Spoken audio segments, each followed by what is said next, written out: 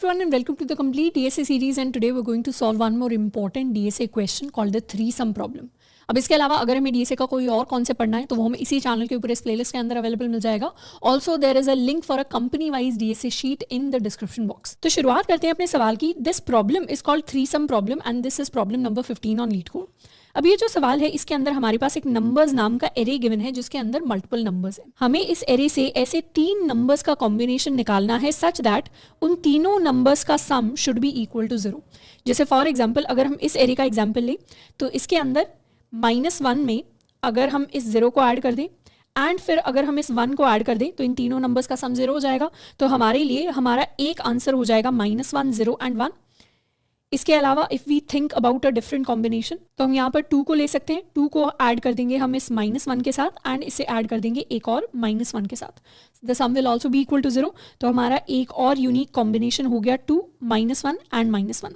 अब इसके अलावा हमारे इस पर्टिकुलर एरे के अंदर कोई और unique combination of numbers exist नहीं करता. यानी अगर हमने इस -1 को इस 0 एंड इस 1 के साथ ऐड कर दिया तो आंसर निकल गया. अब ऐसा नहीं है हम दोबारा से इस वाले -1 को भी पिक करेंगे क्योंकि उसका कोई लॉजिक नहीं है because we are going to get this same triplet. ये जो तीन नंबर्स का कॉम्बिनेशन है we are calling it a triplet and we have to find out all the unique triplets. तो अगर हमारे एरे के अंदर मल्टीपल वेरिएशंस एग्जिस्ट करते हैं तो हमें मल्टीपल स्टोर नहीं कराने, हमें उनका एक ही वेरिएशन स्टोर कराना है और आंसर की फॉर्म में रिटर्न करना है. सवाल के अंदर हमें ये बोला गया है कि हमें ऐसे तीन नंबर्स का ट्रिपलेट रिटर्न करना है जो index i, j and k पर लाई करते हैं सच दैट सबसे पहले तो हमारे जो इंडेक्स हैं उनकी वैल्यू बिल्कुल भी सेम नहीं होनी चाहिए. यानी जो तीनों नंबर्स हमें लेने हैं ये डिफरेंट इंडेक्स पर प्रेजेंट होने चाहिए एंड ये जो ट्रिपलेट है ये यूनिक होनी चाहिए, इनकी वैल्यूज रिपीट नहीं करनी चाहिए. एंड हम चाहें तो अपने आंसर के अंदर किसी भी ऑर्डर में ट्रिपलेट को रिटर्न कर सकते हैं.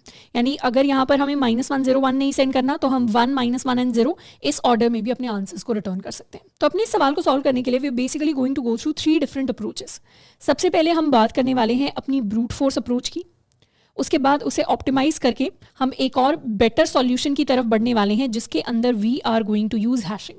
उसके बाद हम एक और वेल ऑप्टिमाइज्ड अप्रोच की तरफ बढ़ेंगे which will be the most optimized approach जिसके अंदर हम 2 पॉइंटर अप्रोच को यूज करेंगे. 2 पॉइंटर अप्रोच हमने ऑलरेडी बहुत बार देखी हुई है and it is one of the most optimised solution for this particular problem. अब if you are already familiar with the question और आपको इन दोनों अप्रोचेस के बारे में पता है then you can directly skip to this most optimized approach क्योंकि इवेंचुअली कोडिंग टेस्ट के अंदर या फाइनली इंटरव्यूज के अंदर जो हमें कोड लिखने को दिया जाता है वो बेसिकली इस सबसे ऑप्टिमाइज्ड अप्रोच का हमें लिखना होता है. But for the sake of understanding the problem as well as the different approaches to solving the problem हम इन तीनों अप्रोचेस को डिटेल में डिस्कस करने वाले हैं. तो सबसे पहले अपनी ब्रूट फोर्स अप्रोच की बात करते हैं. ब्रूट फोर्स अप्रोच में हमें पता है कि हमें क्या फाइंड आउट करना है.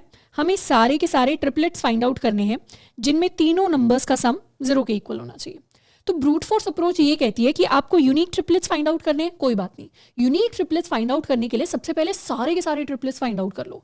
अगर हमारे पास सारे के सारे 3 नंबर्स का कॉम्बिनेशन आ गया तो हम कह सकते हैं कि उन सारे के सारे ट्रिपलेट्स में से हम क्या करेंगे, हम इस कंडीशन को सैटिस्फाई करने वाले ट्रिपलेट्स को शॉर्टलिस्ट कर लेंगे and they will become our answer. तो किसी भी एरे के सारे ट्रिपलेट्स को निकालने के लिए हमें क्या करना होता है, बेसिकली अपने पूरे के पूरे एरे से हम अपने all possible combinations of 3 numbers को पिक करेंगे. यानी जैसे लेट्स सपोज हमने -1 को पिक किया एज आवर फर्स्ट नंबर तो हमारा फर्स्ट हो गया -1 के इक्वल. अब सेकंड नंबर को पिक करने के लिए हमारे पास पूरे के पूरे एरे की चॉइस बची हुई है. बस हमें एक कंडीशन को ध्यान में रखना है कि my i should not be equal to j and should not be equal to k.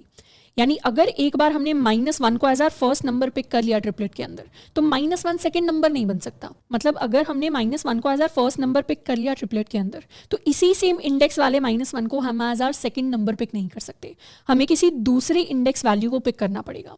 तो as part of the solution अपने फर्स्ट नंबर को पिक करने के लिए हम बेसिकली क्या कर सकते हैं, एक लूप चला सकते हैं फ्रॉम 0 to n जिसमें हमारा फर्स्ट नंबर हो जाएगा नम्स ऑफ i के इक्वल. तो जो भी हमारी i की वैल्यू होगी that will be equal to the first number. तो हमने ट्रिपलेट के फर्स्ट नंबर को पिक कर लिया. अब सेकंड नंबर को पिक करने के लिए हमें ऑलरेडी पता है कि -1 को हम 0 के साथ ग्रुप कर सकते हैं, 1 के साथ कर सकते हैं, 2 मतलब जितनी भी सारी बची हुई वैल्यूज हैं उनके साथ हम -1 को ग्रुप कर सकते हैं. अब नेक्स्ट टाइम जब हम अपने फर्स्ट नंबर को पिक करेंगे यानी सबसे पहले this will be the first number, उसके बाद 0 हमारा फर्स्ट नंबर बनेगा, फिर 1 हमारा फर्स्ट नंबर बनेगा, फिर 2 हमारा फर्स्ट नंबर बनेगा. तो जब हम 2 के पेयर्स बना रहे होंगे तो 2 के पेयर्स को हम प्रेफर करेंगे हम फॉरवर्ड डायरेक्शन में ही बनाएं क्योंकि ऑलरेडी पिछली बार में 1 ने क्या किया होगा, 1 ने अपना एक ट्रिपलेट 2 के साथ बनाया होगा। तो जब हम नेक्स्ट बार दोबारा से 2 की ट्रिपलेट्स ढूंढने की कोशिश कर रहे हैं तो हमें बैकवर्ड डायरेक्शन में जाने की जरूरत नहीं है, क्योंकि पुराने वाले जितने भी ग्रुप्स हैं वो ऑलरेडी पुराने नंबर्स बना चुके होंगे। हमें क्या करना है, फॉरवर्ड डायरेक्शन में अपनी ग्रुपिंग करनी है फॉर द ट्रिपलेट्स। तो इसीलिए जब हम अपना सेकेंड नंबर पिक करेंगे तो उसमें j को हम i+1 से स्टार्ट कर सकते हैं एंड उसे n तक लेकर जा सकते हैं। यानी अगर हमारा फर्स्ट नंबर हमने पिक किया एज 1, तो हमारे सेकंड नंबर के लिए हमारे पास ये सारी की सारी चॉइसेस अवेलेबल है। अब अगर मैंने 2 को as my second number pick कर लिया, this is let's suppose my second number, तो हमारी ट्रिपलेट के अंदर ऑलरेडी 1 आ चुका है, 2 आ चुका है। अब थर्ड नंबर को ढूंढने के लिए हम एक और लूप लगा सकते हैं। फर्स्ट बारी में हमारी ट्रिपलेट का थर्ड नंबर -1 बन सकता है, उसके बाद अगली बारी में हमारी ट्रिपलेट का थर्ड नंबर -4 बन सकता है, एंड इस तरीके से जब तक हमारा एरे एंड नहीं हो जाता। तो सिमिलर फैशन में अगर हमें थर्ड नंबर को पिक करना है तो हम एक थर्ड लूप लगा सकते हैं from k is equal to j+1। जैसे हम नहीं चाहते i j के साथ ओवरलैप करे, तो j को हमने i+1 से स्टार्ट किया है, वैसे ही हम नहीं चाहते कि k i या j के साथ ओवरलैप करे, तो इसीलिए k को हम स्टार्ट करेंगे j+1 से लेकर n तक। And in this manner we are going to select our triplets. Let us remove this and इस सूडो कोड को हम यहाँ ले आते हैं। सो बेसिकली ये 3 लूप्स हैं जिससे हम अपने 3 नंबर्स को पिक करेंगे। My first number will be nums of i, जिसको अभी के लिए हम a कह देते हैं। My second number will be nums of j, जिसको अभी के लिए b कह देते हैं। And my third number will be nums of k, जिसको अभी के लिए हम c कह देते हैं। और फिर इस फॉर लूप के अंदर हम चेक कर सकते हैं बेसिकली कि अगर हमारे a + b + c की वैल्यू इक्वल टू 0 हो गई, मतलब हमें हमारा यूनिक ट्रिपलेट मिल गया। जैसे ही यूनिक ट्रिपलेट मिल जाता है उसे हम अपने आंसर के अंदर स्टोर कर देंगे। तो आंसर के अंदर जो स्टोर करने वाला पार्ट है उसके लिए हम अपने सेट डेटा स्ट्रक्चर को यूज करेंगे, जिसको डायरेक्टली हम कोड के अंदर देखने वाले हैं।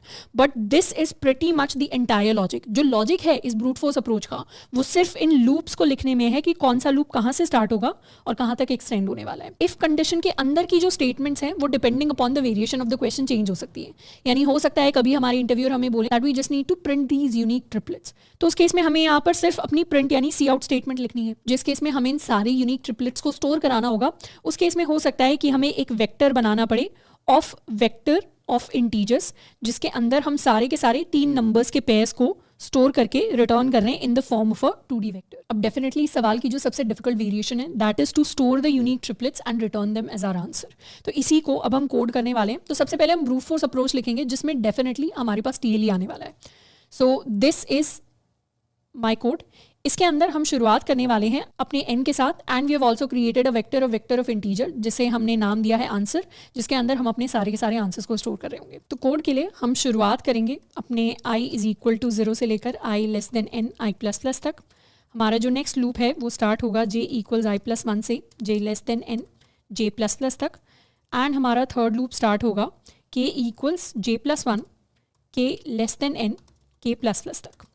अब हमें अपनी कंडीशन लिखनी है कि अगर हमारा nums of i plus nums of j plus nums of k की वैल्यू अगर 0 के इक्वल हो जाती है तो उस केस में हमें हमारा ट्रिपलेट मिल गया है। अब जैसे यूनिक ट्रिपलेट मिल गया उसे हमें कहीं पर स्टोर कराना पड़ेगा। स्टोर कराने के लिए we can actually make use of a set. अब ये एक ट्रिक है जिसको आप मल्टीपल सवालों के अंदर इंप्लीमेंट कर सकते हैं, एंड दैट इज वाई इस ट्रिक को एक्सप्लेन करने में मैं थोड़ा सा टाइम लेने वाली हूँ। द ट्रिक इज कि कभी भी लेट्स सपोज अगर हमें एक सिंगल एलिमेंट दिया हुआ है, जैसे हमें 1 दिया हुआ है, 2 दिया हुआ है, 3 दिया हुआ है, 4 दिया हुआ है, 5 दिया हुआ है। अब हमें अगर ट्रैक करना है कि हमारे सिंगल एलिमेंट यूनिक टाइम्स आए, मतलब 3 एक ही बार आए, 5 एक ही बार आए, तो उसके लिए हमें पता है हम अपने सेट डेटा स्ट्रक्चर को यूज कर सकते हैं। सेट के अंदर, या to be more precise unordered set के अंदर C++ के अंदर हमारे पास सारे के सारे यूनिक डेटा स्टोर होता है। तो इंटीजर, कैरेक्टर, स्ट्रिंग, इस तरीके के डेटा को सेट के अंदर स्टोर कराना काफ़ी इजी होता है। बट जब भी हमारे पास पेयर्स आ जाते हैं, जब भी हमारे पास वेक्टर्स आ जाते हैं, तो उस डेटा को यूनिकली स्टोर कराना सेट के अंदर थोड़ा सा कभी कभी ट्रिकी फील हो सकता है। बेसिकली कभी भी अगर हम एक पेयर को स्टोर कराना चाहते हैं यूनिकली, जैसे अगर हमारे पास 2 नंबर्स का पेयर है तो कल को अगर लेट्स सपोज 2 1 भी स्टोर होना चाहे तो 2 1 देखे 1 2 तो ऑलरेडी स्टोर है, तो इस पेयर को मुझे दोबारा स्टोर नहीं कराना। या फिर जैसा हमारा यहाँ पर केस है कि हम एक ट्रिपलेट स्टोर कराना चाहते हैं। ट्रिपलेट स्टोर कराने का मतलब है कि बेसिकली हम एक वेक्टर लेना चाहते हैं जिसमें हम 3 नंबर्स का कॉम्बिनेशन स्टोर कराना चाहते हैं। अब हम चाहते हैं ये कॉम्बिनेशन यूनिक हो, यानी आज अगर हमने -1 0 एंड 1 को स्टोर कराया है तो कल को अगर -1 1 और 0 स्टोर होना चाहे तो वो स्टोर ना हो, सारे के सारी चीज़ें यूनिक होनी चाहिए। तो इस तरीके के डेटा को स्टोर कराने के लिए what we can do is, हम जब भी अपने ट्रिपलेट को या अपने पेयर को अपने सेट के अंदर स्टोर करा रहे हो तो हम सबसे पहले उस डेटा को सॉर्ट कर दें, क्योंकि जब भी हम सॉर्ट करेंगे, चाहे हम -1 1 एंड 0 का कॉम्बिनेशन ले, चाहे हम -1 0 एंड 1 का कॉम्बिनेशन ले, दोनों के दोनों सॉर्ट होकर -1 0 एंड 1 के अंदर कन्वर्ट हो जाएंगे। तो ऑलरेडी देखा जाएगा ये क्या करेगा, इस फॉर्म में स्टोर होगा। तो जब ये स्टोर होने जाएगा तो ये देखेगा मेरी ऑलरेडी फॉर्म तो यहाँ पर स्टोर्ड है, तो मुझे सेकंड टाइम यहाँ पर स्टोर नहीं होना। तो जब भी हम सेट के अंदर non primitive type of data store कराना चाहते हैं तो उस बड़े डेटा को हम सॉर्ट करके स्टोर करा सकते हैं, ताकि उसकी डिफरेंट परम्यूटेशंस को भी हमें स्टोर ना कराना पड़े। उन परम्यूटेशंस के लिए भी ऑलरेडी हम ट्रैक कर पाएं कि we are storing the unique values in our set. And ये जो चीज है ये एक सेट के अंदर ज्यादा इजी तरीके से हो पाती है as compare to an unordered set in C++। इसके अंदर किया जा सकता है इस डेटा को स्टोर, यानी इस नॉन प्रिमिटिव डेटा को स्टोर, लेकिन उसको करना थोड़ा सा डिफिकल्ट होगा क्योंकि यहाँ पर हमारे पास डिफॉल्ट हैशिंग एल्गोरिथम नहीं होता। अनऑर्डर्ड सेट के अंदर अपना डेटा स्टोर कराने के लिए हमें अपना कस्टम हैश लिखना पड़ता है, which can get pretty tricky at times. And ये ऐसी इंपॉर्टेंट पीस ऑफ इंफॉर्मेशन है इस सवाल के अंदर जिसको कोई कवर नहीं करता स्टूडेंट्स के लिए, and that is why I have put a special emphasis on this part कि सेट को ही हम एग्जैक्टली सवाल के अंदर क्यों यूज कर रहे हैं। Why not use unordered set, because it is a given कि अनऑर्डर्ड सेट की जो टाइम कॉम्प्लेक्सिटी होती है वो एज कंपेयर टू सेट काफी बेटर होती है। सेट जहां पर big of log n time लेगा प्रैक्टिकल केसेस में, वहां unordered set big of 1 time लेगा, विच इज डेफिनेटली बेटर। तब भी इस सवाल को सॉल्व करने के लिए ब्रूट फोर्स अप्रोच के अंदर एंड इनफैक्ट बेटर अप्रोच के अंदर भी हम सेट को ज्यादा प्रेफर इसलिए करते हैं क्योंकि उससे इस सवाल को करना ज्यादा सिंपल हो जाता है, because we are not going to write custom hash, और ना ही वो कोई इंटरव्यूअर हमसे एक्सपेक्ट कर रहे होंगे। तो जितने भी पढ़ने स्टूडेंट्स के दिमाग में बाद में जाके सवाल आता कि अनऑर्डर्ड सेट को हम यहां पर क्यों यूज नहीं कर रहे, हम सेट को क्यों यूज कर रहे हैं, तो उसका जवाब मैंने आपको पहले ही दे दिया है। And this is something which is important to know. In fact your interviewer can ask you this question and I don't think it is mentioned anywhere else जहां पर भी इस सवाल की लीड कोड वाली वेरिएशन को डिस्कस किया गया है। तो जैसे ही हमारा यूनिक ट्रिपलेट मिल जाता है, इन ट्रिपलेट्स को स्टोर कराने के लिए we basically need to create a set which will store vector of integer and इसे नाम दे देते हैं s। तो बेसिकली हमारा ये जो सेट है ये हमारे लिए हमारे यूनिक ट्रिपलेट्स को स्टोर कराने का काम करता है। अब सेट के अंदर यूनिक ट्रिपलेट स्टोर कराने के लिए हमें ट्रिपलेट का वेक्टर ऑफ इंटीजर बनाना पड़ेगा।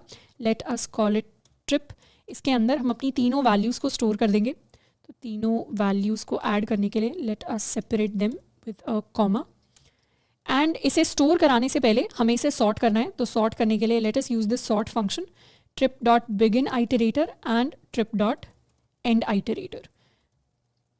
तो this is my sort function. And उसके बाद वी कैन चेक कि हमारी सेट के अंदर ऑलरेडी ये जो हमारा ट्रिपलेट है ये एग्जिस्ट तो नहीं करता। तो trip dot find if this value is equal to n. तो इसका मतलब है ये जो ट्रिपलेट है ये ऑलरेडी हमारी सेट के अंदर एग्जिस्ट नहीं करता, इसे हमें ऐड करना पड़ेगा।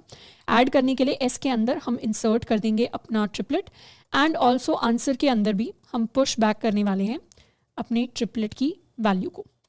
So this is how we are going to add it to our answer, and finally after the completion of these loops we are going to return our answer as the final solution. So let us fix this one thing and इस पूरे के पूरे code को एक बार run करते हैं and let's submit it. तो successfully majority of the questions के लिए रन कर जाएगा, but this solution is going to give us a TLE। अब TLE ये जो देगा उससे पहले अपनी टाइम कॉम्प्लेक्सिटी को एक बार कैलकुलेट कर लेते हैं।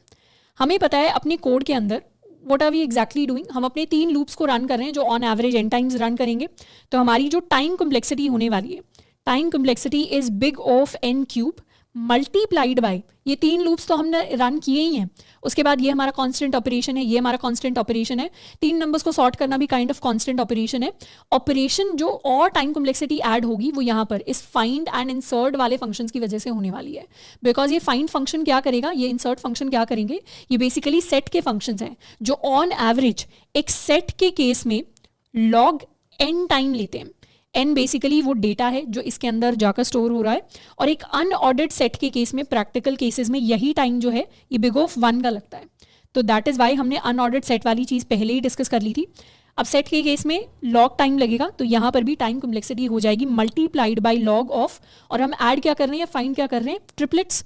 तो यहाँ पर जितने भी हमें यूनिक ट्रिपलेट्स मिलेंगे उन यूनिक ट्रिपलेट्स का लॉग ले लिया जाएगा, and this will be the overall time complexity of this brute force solution. Space complexity की अगर बात करें तो स्पेस की टर्म्स में ऑब्वियसली हमने अपना आउटपुट वेक्टर ऑफ इंटीजर लिया ही है जो हमें रिक्वायर्ड है क्वेश्चन के अंदर। तो ये जो आंसर है ये सारे की सारी यूनिक ट्रिपलेट्स को स्टोर कराएगा रिटर्न करने के लिए, पर हमारा सेट भी उन्हीं वैल्यूज को स्टोर करा रहा है, मतलब सेट के अंदर भी हम सारे यूनिक ट्रिपलेट्स ही स्टोर कर रहे हैं सवाल के अंदर। So basically the space complexity is equal to big of all the unique triplets multiplied by 2. But all the smart people ignore this 2 as it is a constant in terms of space complexity. तो big O के अंदर constants को ignore कर देंगे तो basically ये हमारी overall space complexity निकल कर आने वाली है. So this is how we solve this problem using brute force approach. Next अब हम use करने वाले हैं hashing को to solve the same problem. Now to actually use hashing in our approach, एक बार अपने question को revisit करते हैं. हमें ऑलरेडी पता है कि हमारे सवाल के अंदर वी आर गिवन कि हमें ऐसे 3 नंबर्स का ट्रिपलेट फाइंड आउट करना है जहाँ पर nums of I plus nums of J plus nums of के का सम 0 के इक्वल होना चाहिए. तो एक तरीके से हम कह सकते हैं कि हमारे ए प्लस बी प्लस सी की वैल्यू 0 के इक्वल होनी चाहिए. तो यहाँ पर ब्रूट फोर्स अप्रोच के अंदर we are using this first loop to find out the a value, the second loop to find out the b value and the third loop to find out the c value. पर क्या हम logically कह सकते हैं कि अगर हमने अपने फर्स्ट लूप से अपने ए को सिलेक्ट कर लिया, अपने सेकंड लूप से अपने बी को सिलेक्ट कर लिया, तो सी को सिलेक्ट करने के लिए अपनी इस इक्वेशन के लिए, अपने यूनिक ट्रिपलेट को फाइंड आउट करने के लिए we don't need to run a separate loop. हमें एक थर्ड लूप लगाने की बिल्कुल ज़रूरत ही नहीं है क्योंकि इस इक्वेशन के अकॉर्डिंग हमारे सी की वैल्यू आ जाती है माइनस ए प्लस बी के इक्वल. तो सिंपली हमें क्या करना है, बस अपने पूरे के पूरे एरे में ढूंढना है कि ये माइनस ए प्लस बी वाली वैल्यू एग्जिस्ट करती है क्या. और ये जो काम है ये हमारे लिए सेट डेटा स्ट्रक्चर बहुत आसानी से कर सकते हैं. मतलब सेट्स के अंदर या मैप्स को यूज़ करके हम बहुत आराम से ढूंढ सकते हैं कि हमारा कोई भी नंबर हमारे किसी भी एरे के अंदर एग्जिस्ट करता है या नहीं करता. एंड यही सेम अप्रोच हमने अपने लास्ट लेक्चर यानी 2 सम के अंदर यूज़ की थी. तो 2 सम वाले सवाल के अंदर बेसिकली हो क्या रहा था, हमारे पास एक टारगेट गिवन था और हमें 2 नंबर्स फाइंड आउट करने थे. Let's call them a plus b जो टारगेट के इक्वल हो. तो उसी सेम लॉजिक को फॉलो करते हुए क्या हम यहाँ पर कह सकते हैं कि एक बार अगर हमने ए को पिक कर लिया तो क्या हम बेसिकली कह सकते हैं कि हमारे बी प्लस सी की वैल्यू माइनस ए के इक्वल होनी चाहिए. तो माइनस ए एक तरीके से हमारा टारगेट हो जाएगा. हमें बेसिकली 2 ऐसे नंबर्स ढूंढने हैं बी एंड सी जिन दोनों का सम हमारे टारगेट के इक्वल होने चाहिए और टारगेट वैल्यू माइनस ए के इक्वल होना चाहिए. तो हम अपने सारे के सारे नंबर्स को एक तरीके से अपना टारगेट बनाकर उनके लिए उनके परफेक्ट पेयर्स फाइंड आउट कर सकते हैं जो इसके साथ मिलकर इसका ट्रिपलेट बना सके. तो हम वही सेम अप्रोच एक तरीके से यूज़ करने वाले हैं जिसे ऑलरेडी हम अपने 2 सम वाले सवाल के अंदर यूज़ कर चुके हैं. तो 2 सम वाले सवाल की तरह हम बेसिकली अपना फर्स्ट लूप रन करेंगे from i is equal to 0 to n, जिसके अंदर सबसे पहले तो हम अपने टारगेट को सिलेक्ट करेंगे. हमें पता है my target is going to be minus of nums of i. तो ये हमारा फर्स्ट टारगेट वैल्यू हो गई जिसको हमने पिक कर लिया है. अब हमारे लिए बची हुई प्रॉब्लम रह गई कि हमें 2 नंबर्स ऐसे ढूंढने हैं जिन दोनों का सम इस टारगेट के इक्वल होना चाहिए. तो इनमें से फर्स्ट नंबर को पिक करने के लिए तो डेफिनेटली हमें दोबारा से अपना लूप रन करना पड़ेगा. तो लूप रन करने के लिए हम j को ले लेंगे एंड j को हम चाहें तो i प्लस 1 से लेकर n तक रन कर सकते हैं because again we want non overlapping value. i की वैल्यू j के इक्वल नहीं होनी चाहिए, j की वैल्यू k के इक्वल नहीं होनी चाहिए. तो एक बार हमने i के लिए अपना नम्स ऑफ i यानी टारगेट सेलेक्ट कर लिया है तो j को हम i प्लस 1 से स्टार्ट करेंगे. अब इस इक्वेशन के अकॉर्डिंग अगर हमें हमारा टारगेट मिल गया यानी हमें अपना a मिल गया which is nums of i, अगर हमें ऑलरेडी सेकेंड लूप के अंदर अपना b मिल गया which is equal to nums of j. I hope हमें समझ में आ रहा है कि नम्स ऑफ आई हम ए को कह रहे हैं, नम्स ऑफ जे हम बी को कह रहे हैं. तो क्या हम कह सकते हैं कि हमारे सी की वैल्यू हो जाएगी my target minus my b. तो जो भी हमें बी मिला है उसे दूसरी तरफ लेकर चले जाएंगे. तो ये बेसिकली वो नंबर है जिसे हमें फाइंड करना है. तो हमारा नंबर जिसको हम फाइंड करना चाहते हैं that is equal to my target minus my nums of j. And इस वैल्यू को हम चाहें तो डायरेक्टली ढूंढ सकते हैं. अब इसे डायरेक्टली ढूंढने के लिए जैसे 2 सम के अंदर हमने एक सेट यूज़ किया था ऑफ इंटीजर वैल्यूज़, वैसे ही हम यहाँ पर एक सेट यूज़ कर सकते हैं of integer values. Late us call it S. S के अंदर इसे हम ढूंढेंगे. अगर एस के अंदर हमें ये वैल्यू मिल जाती है मतलब जो टू फाइंड वैल्यू है हमारी which is equal to this C value, if we are able to find this value in the set, उस केस में तो मतलब हमें हमारा ट्रिपलेट मिल गया. हमारे पास हमारा टारगेट है मतलब ए है, हमारे पास हमारा बी है which is nums of j and हमें हमारा सी मिल गया विच इज़ नम्स ऑफ के. तो तीनों वैल्यूज़ का हम ट्रिपलेट बना सकते हैं और उसे अपने आंसर के अंदर या अपने एक यूनिक सेट के अंदर जैसा हमने ब्रूट फोर्स के अंदर यूज़ किया था उसके अंदर ऐड कर सकते हैं. तो यहाँ पर अगर S dot find is not equal to S dot end, उस केस में हमें हमारा ट्रिपलेट मिल गया. तो यहाँ पर द ट्रिपलेट इज फाउंड और हम वो सेम काम करेंगे जो हमने last time brute force approach के अंदर किया था. यहाँ पर हमारी इफ कंडीशन खत्म होती है, यहाँ पर इनर फॉर लूप एंड यहाँ पर हमारा आउटर फॉर लूप. तो लॉजिक अभी भी वही है कि हमें एक 3 नंबर्स का ट्रिपलेट फाइंड आउट करना है जिनका सम 0 के इक्वल है. फर्स्ट नंबर के लिए एक लूप चलेगा, सेकंड नंबर के लिए दूसरा लूप चलेगा, लेकिन थर्ड नंबर के लिए हमें लूप चलाने की जरूरत नहीं है. थर्ड नंबर के लिए हम सिंपली अपने सेट के अंदर सर्च कर सकते हैं कि हमारा थर्ड नंबर एग्जिस्ट करता है या नहीं करता. और जैसे ही हमने सेट के अंदर सर्च कर लिया उसके बाद हम सेट के अंदर हर बार इंसर्ट भी कर देंगे अपने हर एक नंबर को यानी हर एक नम्स ऑफ जे को, ताकि नेक्स्ट टाइम उसे सर्च किया जा सके. तो एक बार let us write a code for this approach and उसके बाद we are going to briefly dry run it.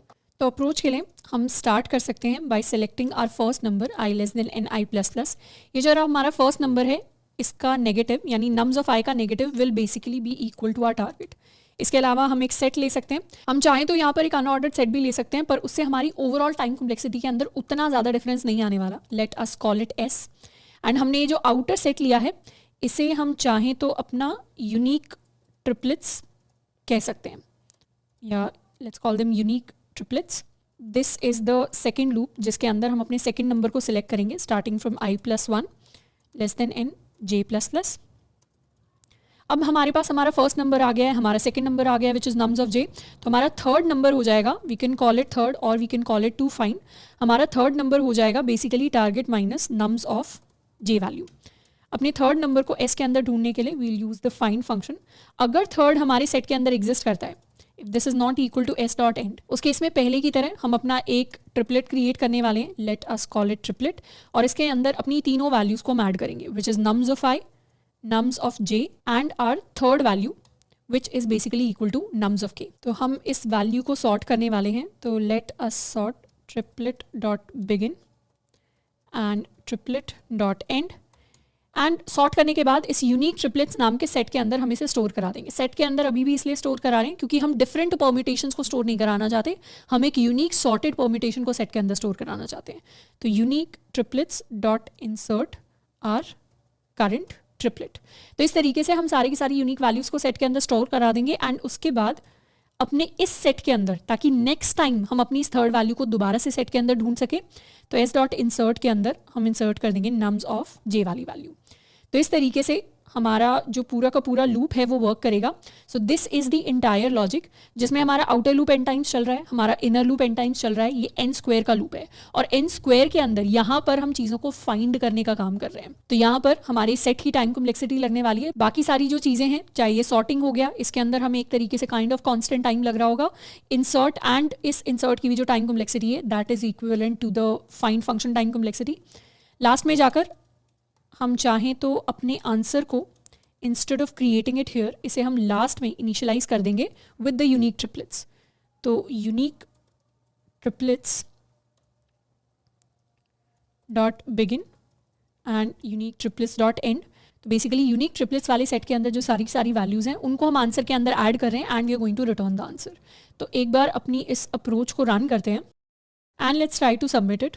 अब ये जो सॉल्यूशन है this is also going to submit for most of the test cases, but it will still give us TLE क्योंकि अभी भी अपनी मोस्ट ऑप्टिमाइज्ड फॉर्म में नहीं है। मोस्ट ऑप्टिमाइज्ड फॉर्म में तब आएगा जब हम अपनी फाइनल थर्ड अप्रोच यानी 2 पॉइंटर अप्रोच को यूज करेंगे। उससे पहले let us try to dry run our approach कि हमने एग्जैक्टली किया क्या है। बेसिकली हम फर्स्ट लूप चला रहे हैं अपने फर्स्ट नंबर को सिलेक्ट करने के लिए। तो अपने फर्स्ट नंबर को लेट अस सपोज हमने सिलेक्ट किया है एज -1। तो एक तरीके से हम कह सकते हैं कि हमारी टारगेट की वैल्यू हो गई है माइनस ऑफ -1 यानी +1 के इक्वल। उसके बाद अपने सेकंड नंबर को सिलेक्ट करने के लिए हम बेसिकली अपना सेकंड लूप चला रहे हैं। साथ के साथ we have also created a set called S। This is my set of integer values called S, जिसके अंदर हम ऑलरेडी एग्जिस्टेंट नंबर्स को स्टोर करा रहे हैं। अब जब हमने एक बार -1 को ले लिया है उसके लिए हमारा सेकंड नंबर हो जाएगा जो स्टार्ट होता है 0 से। तो सेकंड इज इक्वल टू 0। तो जो थर्ड नंबर हमें ढूंढना होगा that is equal to target minus my second number यानी नम्स ऑफ j। तो target 1 - 0 which is equal to 1। तो इस थर्ड नंबर 1 को हम अपने सेट के अंदर ढूंढने की कोशिश करेंगे। ये सेट के अंदर एग्जिस्ट नहीं करता तो कोई बात नहीं, हम अपने इस करंट नंबर यानी 0 को सेट के अंदर स्टोर करा देंगे। उसके बाद we are going to proceed to the next number which is equal to 1। तो यहाँ पर दोबारा से हमारे सेकंड की वैल्यू चेंज होकर हो गई है 1 और हमारे थर्ड की वैल्यू चेंज होकर हो गई है आर टारगेट -1 यानी इक्वल टू 0। अब यहाँ पर हमें पता चलेगा कि ये 0 ऑलरेडी थर्ड हम ऑलरेडी हमारे सेट के अंदर एग्जिस्ट करता है। तो इसका मतलब हमें अपना एक ट्रिपलेट यहाँ पर मिल चुका है जहाँ पर हमारा फर्स्ट नंबर -1 है, हमारा सेकंड नंबर 1 है एंड हमारा थर्ड नंबर 0 के इक्वल है। तो we are going to create a unique triplet of -1, 1 and 0। अब इसी ट्रिपलेट को हम सॉर्ट करके अपने आंसर के अंदर स्टोर करा देंगे। तो बेसिकली हमारे लिए फर्स्ट आंसर हो जाएगा दिस पर्टिकुलर वैल्यू। अब आगे बढ़ने से पहले हम अपने 1 को स्टोर करवा लेंगे सेट के अंदर and we are going to proceed. Next बारी हमारे लिए 2 आ जाएगा। तो 2 के लिए सेकंड बन जाएगा 2 के इक्वल, थर्ड की अगर वैल्यू को एनालाइज करें तो it will be equal to 1 minus 2 यानी -1। -1 हमारे सेट के अंदर एग्जिस्ट नहीं करता, तो हम सिंपली यहाँ पर अपनी 2 को स्टोर करा देंगे and we are going to proceed to the next value. Next time हमारे पास -1 आएगा, -1 जैसे ही आएगा सेकंड वैल्यू -1 हो जाएगी एंड थर्ड वैल्यू हो जाएगी 1 minus -1 which is equal to 2। तो 2 को जब हम सर्च करेंगे तो हम देखेंगे 2 हमारे सेट के अंदर एग्जिस्ट करता है, मतलब हमें हमारा ट्रिपलेट मिल गया। ट्रिपलेट के अंदर कौन सी वैल्यू आएगी? ट्रिपलेट के अंदर फर्स्ट वैल्यू आएगी इसी का नेगेटिव यानी -1 जिसे हमने ऑलरेडी सेलेक्ट कर रखा है। Second value is equal to -1 which is our current selected element and third जो हमारे सेट के अंदर एग्जिस्ट करता है विच इज इक्वल टू 2। इसी वैल्यू को जब हम सॉर्ट कर देंगे we are going to get the same triplet and this is the second solution, the second answer जो हमें मिलने वाला है। तो इस तरीके से हम एक नंबर को अपने टारगेट की तरह फिक्स कर रहे हैं, फिर अपने सेकंड नंबर की वैल्यू बार बार चेंज करते हुए अपने थर्ड नंबर को सेट के अंदर ढूंढते हैं।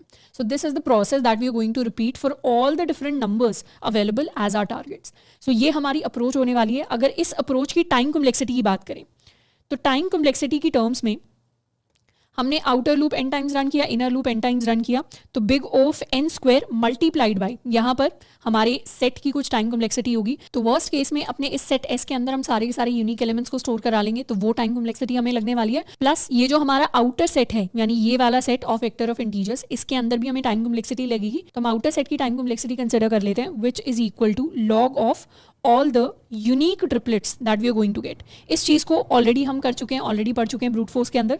स्पेस कॉम्प्लेक्सिटी की टर्म्स में सबसे पहली चीज जो हमें स्पेस कॉम्प्लेक्सिटी में लगेगी ये हमारा ये आउटर सेट है एंड ऑल्सो आर आंसर। तो उसके लिए टाइम कॉम्प्लेक्सिटी हमने ऑलरेडी देखा था, that is equal to big of जितने भी हमारे पास यूनिक ट्रिपलेट्स हैं प्लस इस बार एक और एडिशनल स्पेस कॉम्प्लेक्सिटी लगेगी in terms of this set. ये सेट हमारा इनर लूप स्टार्ट होने से पहले हर बार री इनिशियलाइज होगा और इनर लूप खत्म होते होते वर्स्ट केस में इस सेट के अंदर सारे के सारे n नंबर स्टोर्ड होंगे। तो unique triplets plus my n, this is going to be equal to the time complexity.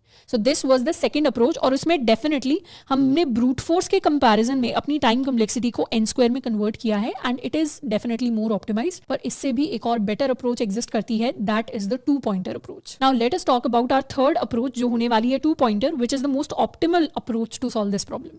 अब थर्ड अप्रोच के अंदर हम बेसिकली ये सोचने वाले हैं कि किस तरीके से पुरानी अप्रोच के कंपैरिजन में हम एक तो बेटर टाइम कॉम्प्लेक्सिटी लेकर आए एंड दूसरा हम एक बेटर स्पेस कॉम्प्लेक्सिटी भी लाने की कोशिश करें। अब लास्ट अप्रोच के अंदर हमारी जो टाइम कॉम्प्लेक्सिटी आ रही थी वो बेसिकली आ रही थी big of n square multiplied by log of the number of unique triplets that exist. अब ये जो लॉग वाली टाइम कॉम्प्लेक्सिटी है ये सिर्फ सेट डेटा स्ट्रक्चर की वजह से आ रही थी। तो किसी तरीके से if we are able to remove this set data structure from our entire code तो क्या हम कह सकते हैं कि हमारी टाइम कॉम्प्लेक्सिटी थोड़ी सी और ऑप्टिमाइज्ड हो जाएगी, क्योंकि ये जो एक्स्ट्रा फैक्टर है ये हमारी टाइम कॉम्प्लेक्सिटी के साथ मल्टीप्लाई नहीं हो रहा होगा। तो हम इसी डायरेक्शन के अंदर सोचने वाले हैं। अब सबसे पहले सोचते हैं कि हम पुराने सवाल के अंदर सेट्स को यूज कर क्यों रहे थे। बेसिकली हम सेट्स को यूज कर रहे थे ताकि हम अपने यूनिक वैल्यूज को स्टोर कर सकें, ताकि हमारे पास जो डुप्लीकेट ट्रिपलेट्स हैं वो बार बार रिपीट होकर ना आए, एक पर्टिकुलर ऑर्डर के अंदर हमारा डेटा आ पाए एंड हम अपने यूनिक ट्रिपलेट्स को स्टोर कर पाएं। इसीलिए one thing that we were repeatedly doing in the previous approaches was कि हम अपने जो भी ट्रिपलेट्स थे उन्हें सबसे पहले इन टर्म्स ऑफ डेटा सॉर्ट कर रहे थे। जैसे फॉर एग्जाम्पल अगर हमारे पास इन 3 नंबर्स का ट्रिपलेट बनाए तो हमारे पास -1, 2 एंड -1 आएगा। अब इस ट्रिपलेट को ऑर्डर के अंदर स्टोर कराने के लिए हम इसे सॉर्ट करके -1 एंड 2 के अंदर कन्वर्ट करके सॉर्ट कर रहे थे। तो ये जो काम हम ट्रिपलेट यूनिक ट्रिपलेट्स को फाइंड करने के बाद कर रहे थे, इसी सेम काम को हम क्या करने वाले हैं, इसी सेम काम को हम शुरुआत में करने वाले हैं।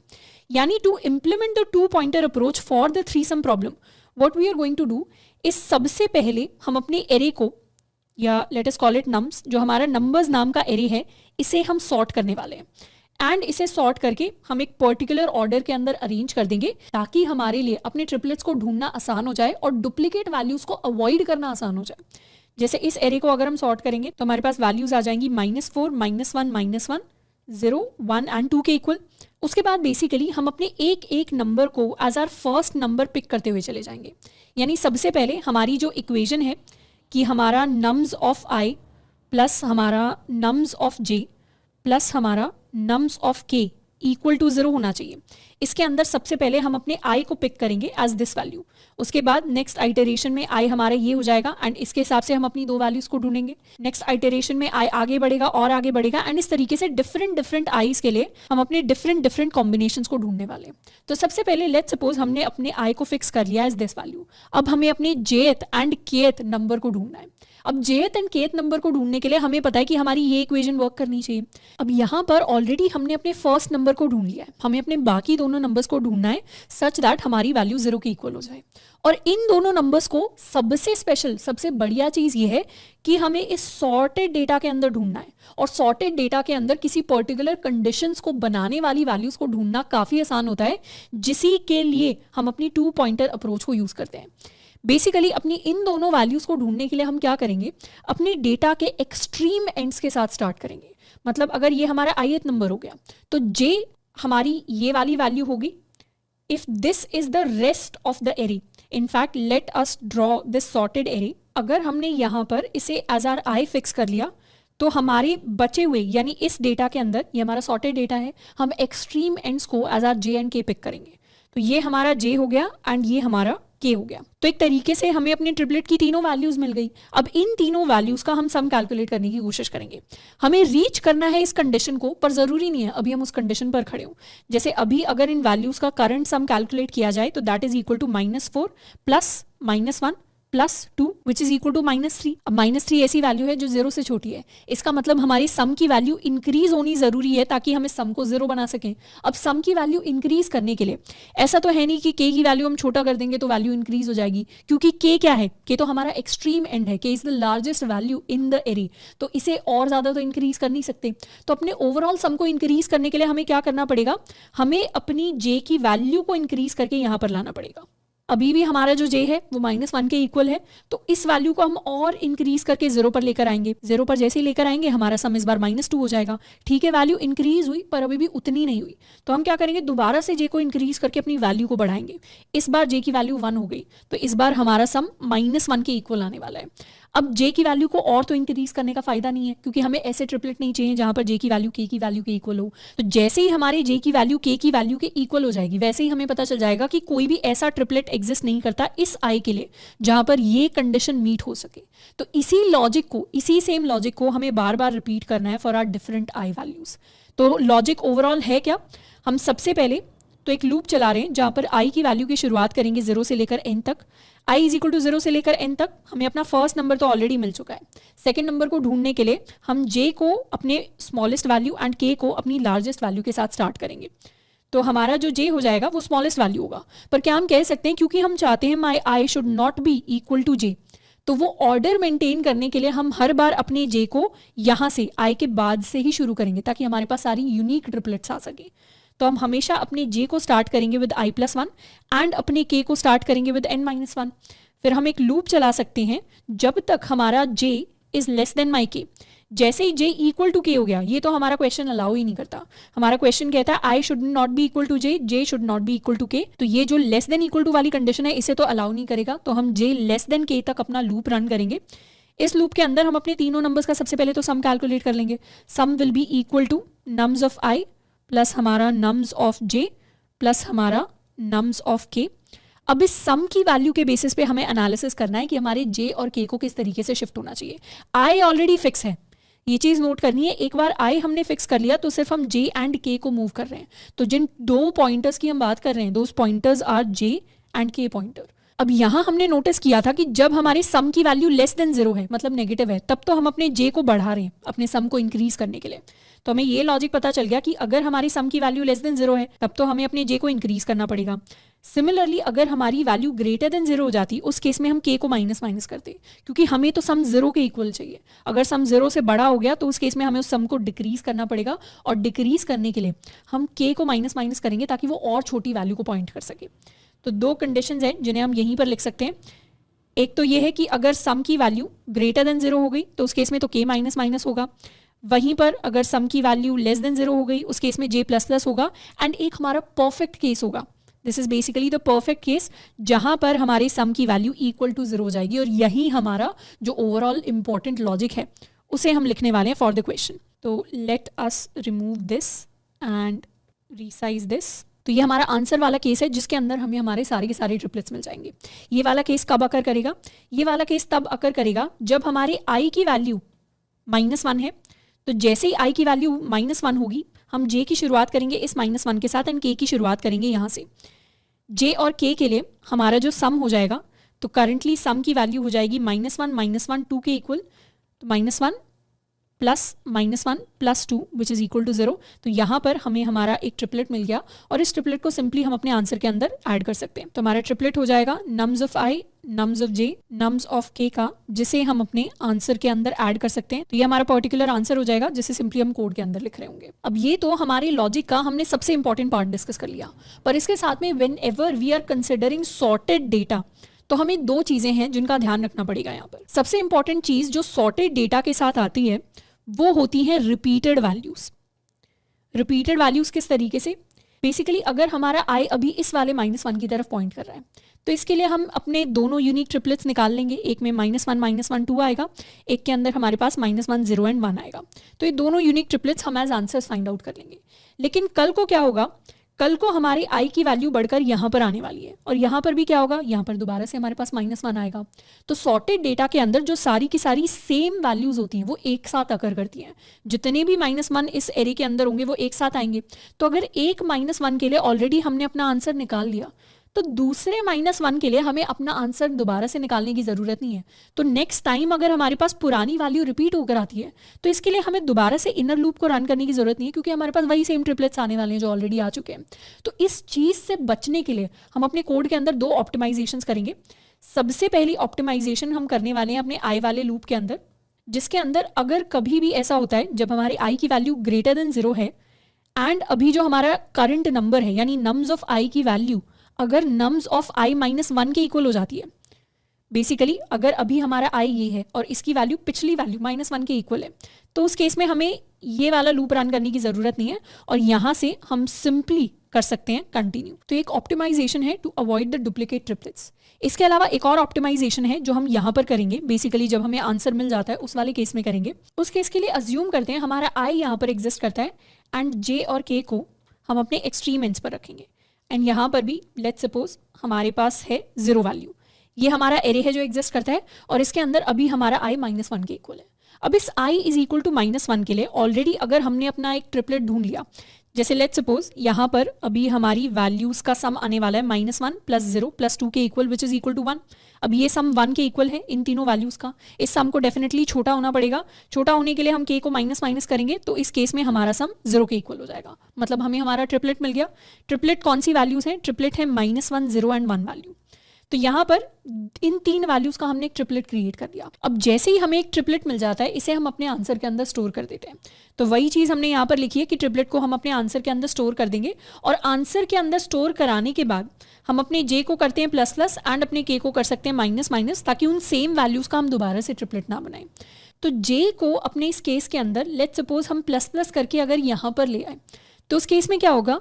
जे is pointing to the previous value, जिस केस में क्या हो सकता है? हमारे पास सेम ट्रिपलेट रिपीट होकर आ सकता है। मतलब हो सकता है अगर इस एरे में जे और के बीच में बहुत सारी और वैल्यूज भी अवेलेबल हों, तो दोबारा से आई की वैल्यू तो क्योंकि फिक्स है, जे की वैल्यू रिपीट करके अगर 0 ही आ गई, तो हमें फॉर श्योर पता है इक्वेशन के अकॉर्डिंग कि हमारी जो के की वैल्यू होगी वो भी सेम वैल्यू ही आएगी ट्रिपलेट के अंदर। तो यहाँ पर भी हमें सेम ऑप्टिमाइजेशन करनी है कि जे को बढ़ाकर जो हमारी रिपीटिंग वैल्यूज आ रही हैं उन वैल्यूज को हमें इग्नोर करना पड़ेगा, क्योंकि वो हमें हमारा डुप्लीकेट ट्रिपलेट देंगी। तो उस चीज़ को हटाने के लिए भी यहाँ पर हम एक स्पेशल कंडीशन लिखने वाले हैं। जब तक हमारे जे की वैल्यू लेस देन के रहती है एंड जब तक हमारे नम्स ऑफ जे की value is equal to my nums of j -1, तब तक हमें क्या करना है? तब तक हमें हर बार अपने जे को करते जाना है ++। यानी हम जे को तब तक ++ करते रहेंगे जब तक हमारे पास कोई यूनिक वैल्यू नहीं आती। अगर जे इज इक्वल टू 0 के लिए ऑलरेडी हमने आंसर कैलकुलेट कर दिया, तो हमें उसे बार बार रिकैलकुलेट करने की ज़रूरत नहीं है। We are going to go towards a unique value of j. तो अपनी डुप्लीकेट वैल्यूज़ को अवॉइड करने के लिए ये दोनों स्पेशल कंडीशंस हैं जिनको हमें अपने कोड के अंदर लिखना पड़ेगा। तो एक बार इस सूडो कोड को कन्वर्ट करते हैं अपने एक्चुअल कोड के अंदर। कोड के अंदर we are going to start with our initial loop i is equal to 0 से लेकर n तक i++। उसके बाद अपने j को हम स्टार्ट करेंगे i+1 से एंड k को हम स्टार्ट करेंगे n-1 से। हम एक लूप चलाएंगे जब तक हमारे j की वैल्यू लेस देन k नहीं रहती। इसके अंदर सबसे पहले अपना सम कैलकुलेट कर लेते हैं। हमारे सम की वैल्यू होने वाली है nums of i plus nums of j plus nums of k के इक्वल। एंड इस सम के लिए सबसे पहले हम चेक कर लेंगे if my some is less then 0। जब भी सम लेस देन 0 है उसके इसमें तो सिंपली हमें j प्लस प्लस करना है।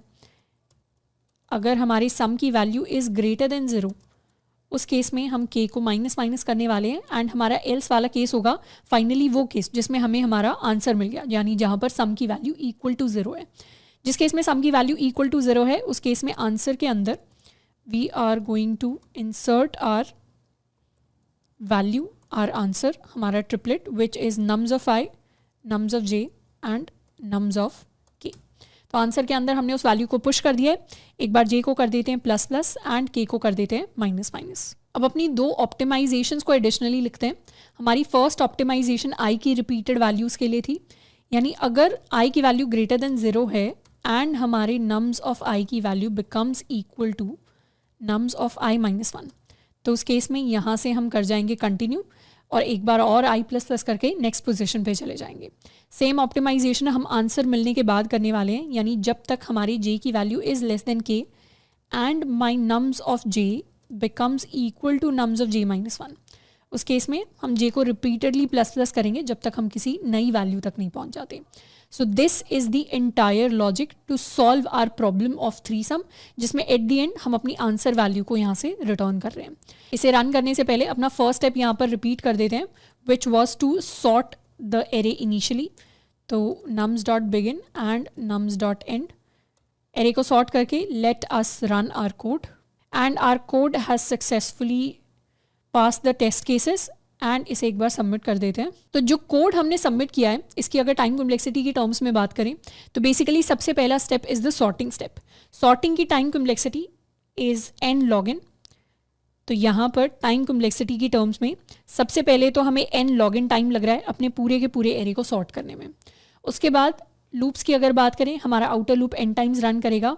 वाइल लूप की अगर बात करें तो ये i प्लस 1 से n माइनस 1 तक जा रहा है, जो भी on average n times he run करेगा। तो दोनों loops on average n square time complexity हमारे लिए लेने वाले हैं। इसके अंदर के जो सारे के सारे ऑपरेशंस हैं ये कांस्टेंट ऑपरेशंस हैं जिनको हम एज सच कंसिडर नहीं कर रहे होंगे। तो ओवरऑल हमारी इस अप्रोच की टाइम कॉम्प्लेक्सिटी होगी big of n log n plus n square के इक्वल। स्पेस कॉम्प्लेक्सिटी की अगर बात करें तो इस बार हमने सिर्फ अपने आंसर को यूज़ किया है, which is vector of integer to store our unique triplets. इसके अलावा हमने कोई एडिशनल स्पेस यूज़ नहीं किए। तो स्पेस कॉम्प्लेक्सिटी की टर्म्स में अगर आउटपुट को ही कंसिडर करें तो बिग ऑफ यूनिक जितने भी ट्रिपलेट्स होंगे उनको बेसिकली हम एज आर आंसर स्टोर करवा रहे होंगे। सो this is the time and space complexity जो हमें अपनी फाइनल मोस्ट ऑप्टिमल अप्रोच के अंदर लगने वाली है। एंड इनफैक्ट इसे अगर हम अपनी पिछली दो अप्रोचेस वाली टाइम कॉम्प्लेक्सिटी के साथ कंपेयर करेंगे तो we'll get to know how optimize this is and क्यों पिछले वाली अप्रोचेस के अंदर हमारे पास TLE आता है एंड क्यों इस वाली अप्रोच के अंदर we are able to successfully submit our code. तो इस तरीके से we solve the three sum problem which is a really important interview problem. इसी के कई सारे वेरिएशंस हैं जिसमें से ऑलरेडी टू सम को हम लास्ट लेक्चर के अंदर डिस्कस कर चुके हैं एंड आने वाले लेक्चर्स के अंदर we will discuss one more variation of the same problem. तो इसे भी हम डिटेल में जाकर डिस्कस कर रहे होंगे। तो आई होप कि आज के लेक्चर से तीनों चीज़ें हमें समझ में आई हैं। इनफैक्ट आज का लेक्चर हो सकता है हमें थोड़ा सा लंबा इसलिए लगे क्योंकि इसके अंदर मैंने कुछ ऐसी चीज़ें भी इंक्लूड करने की कोशिश की हैं जो जनरली हमें किसी ट्यूटोरियल या किसी ऑनलाइन ब्लॉग के अंदर नहीं देखने को मिलती। Because those things the internal working of the data structures, why हम एक डेटा स्ट्रक्चर की जगह दूसरे को यूज़ कर रहे हैं, वो इंपॉर्टेंट होता है। एंड कोई भी अगर ठीक ठाक इंटरव्यूअर हमारे सामने बैठ गया तो वो डेफिनेटली वो सवाल हमसे पूछ सकते हैं गिवन कि उनको ऑलरेडी पता हो। तो I hope that you have successfully completed today's lecture. You can mark your attendance down in the comments. इसके अलावा you can also share your progress with me on Twitter, जिसका लिंक आपको नीचे डिस्क्रिप्शन बॉक्स के अंदर मिल जाएगा। And also our team is working to build a new more optimal or newer version of the current company wise DSA sheet, जिसका link भी future के अंदर हम डिस्क्रिप्शन बॉक्स के अंदर अपडेट कर रहे होंगे। आज के लिए इतना ही, मिलते हैं नेक्स्ट वीडियो में।